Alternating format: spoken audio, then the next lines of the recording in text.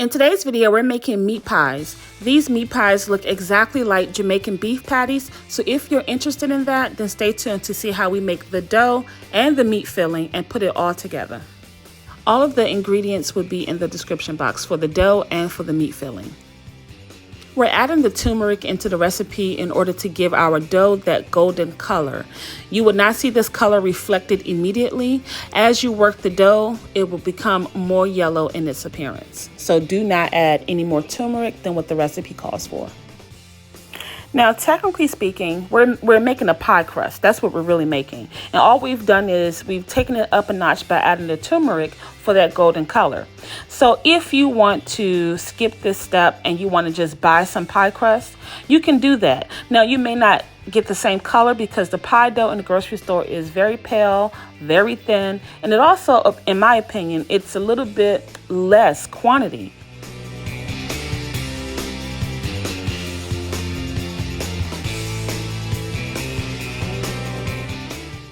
Place your dough in the fridge until you're done cooking the meat. And when you are done cooking the meat, you want to go ahead and take your dough out so you can let that come up to temperature while you allow your meat to cool off.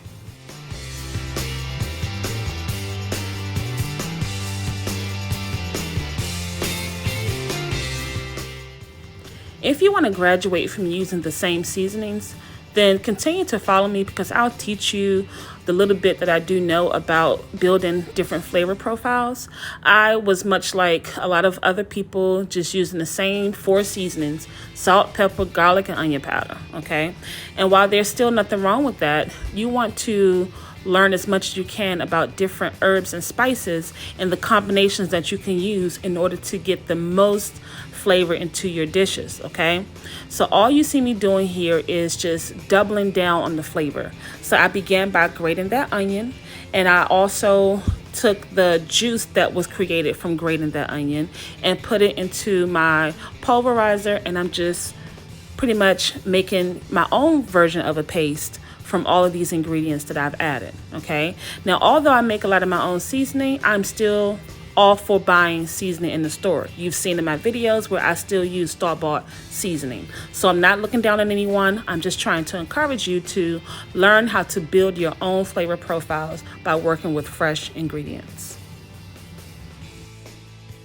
We're working with a pound of ground meat. Use any meat that you prefer. And of course, you know I want to rinse this grater to get all of my flavor off of it. I added the homemade paste, and now I'm adding some flour. The flour is to bind the meat. You have to do this if you're going to make meat pies, or else you'll have the grounds of meat just falling out after each bite. And that defeats the purpose of having it into a pie crust or a piece of dough. You want the whole thing to be a cohesive dish and not meat crumbles falling out of some dough. You want to go ahead and allow this meat to cool down while you grab the dough from the fridge and let it also come up to temperature in order to make it workable. You cannot start from cold dough, and you also cannot add hot meat to the dough because it will not allow you to form your meat patty properly because the heat will melt the dough. So please pay attention to these 2 steps. Allow your meat to cool off and allow your dough to warm up in order to make these both work together. There is no exact level of measuring anything at this point. We're just going to flatten this dough out in order to cut it into about 6 pieces and then take each of those pieces and roll them into balls. When we get them into balls, we're going to then flatten them with our hands first, and then add them back to our countertop with some flour to keep it from sticking, and then we're going to roll it out some more. The goal here is to flatten out this piece of dough in order to make it as thin as we possibly can without breaking it, all right? So when you're doing this, you want to make sure you're flouring your surface, because if you do not, this dough will stick and it will tear, okay? You see how intact that piece of dough is? Make it thin enough that it's pliable and workable, but not so thin as to tear. Since I only use half of my dough, I'll put the other half that I did not use in the fridge for another recipe. Go ahead and flour your countertop, but this time we're not rolling out the dough. We just need that flour there to prevent it from sticking while we assemble the meat pie. I'm using 3 scoops of meat to fill my meat pies. but you may or may not need that amount. Go by look and feel, and the look that we're going for is a full piece of dough once we fold it over, but not so full that you can't properly seal it off and that the meat will come falling out. So the best way to gauge about how much you need is to start by adding your meat in the center and just keep it in the center only without filling it to the entire perimeter of the piece of pie crust.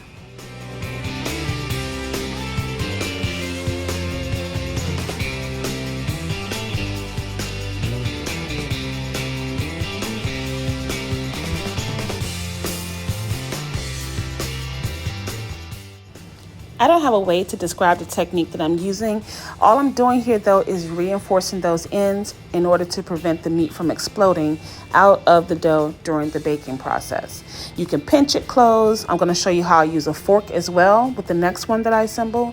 But yeah, just this came with practice, you know, so the more you work and play with dough, the more you're able to just make these little designs. Okay, this is another example here that I'm showing you, but this time I'm going to use the fork to do my final sealing on the meat pies. So I am going to use my fingertip to go around the first time, and then the second time I will use a fork to close off the meat pie, okay?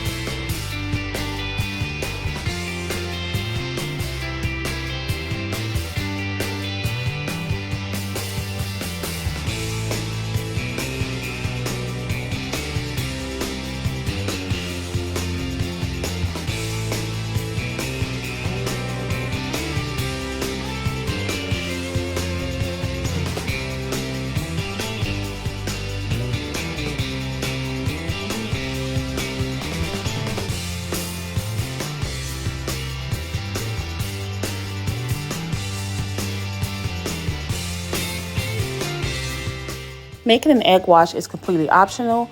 I'm only doing this because I want to have a beautiful glaze on the outside of my crust. Now, it's only at this point during the recording of this video that I realized that my children had taken my little brush and they did something with it that I still don't know as I'm speaking. And I had to use my finger and a fork to get the egg wash onto the meat patties, but it's okay. I wash my hands afterwards, and I also use that egg in another recipe.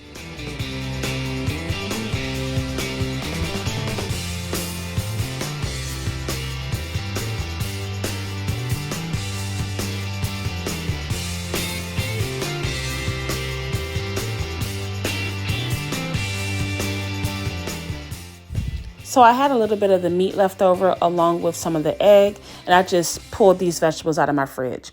And all I'm gonna do is add all these things together in order to make a quick fried rice of sorts. And I'm only showing you this because this is how I roll in my real life, everyday goings in my kitchen. I have things like this happen all the time where I have little bits of this or that left over, and I just find a way to use them up immediately as to not overcrowd my fridge and to not waste anything.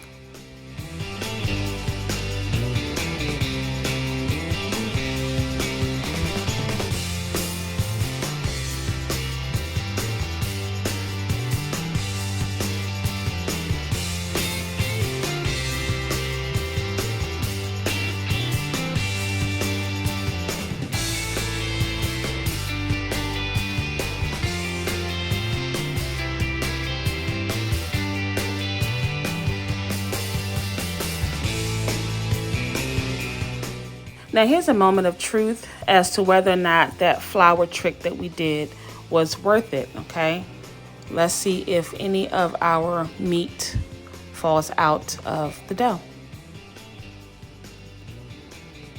Oh, I guess it worked. Now I've been kind of elusive about what kind of meat I'm using today. That was vegan meat, by the way. So you can use any ground meat that you choose, and let me know how this recipe turns out. Thanks for watching.